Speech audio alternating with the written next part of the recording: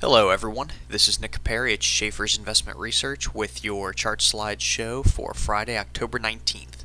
Today I am back with my weekly check of the broad market indices. In last week's chart slide show, we were discussing the idea that the markets had pushed up into these peaks right here, and I was talking about the idea that seeing some hesitation there wouldn't be too much of a surprise. It was a concept I talked about 2 weeks ago. Last week we said, okay, we're seeing some hesitation, and last week we talked about potentially seeing a pullback down into this area. We talked about that support there. We've got support there on the Dow, on the comp, and then we talked about the 50-day moving average curling up on the rut. When we turn to this week's charts, we see a pullback. The SPX did get rejected there, and now we're pulling back, still holding above the 50-day moving average and that support zone there.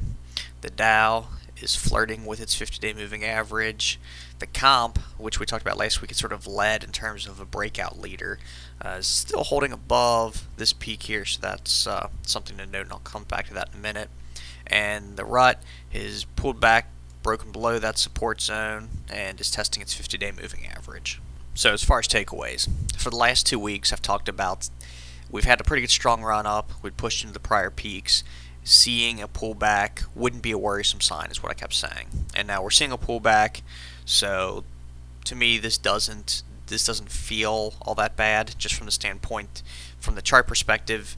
It's what you'd kind of expect to see. You've had this strong run up here, to see some sort of pullback. The question is whether we see buyers step in. This area here, that's an area where you would like to see buyers step in. A little bit minor support there on the Dow, but as far as what I'll be watching next week, the SPX I think is important to watch that zone right there. And I think it'll be interesting to see how the comp handles that peak.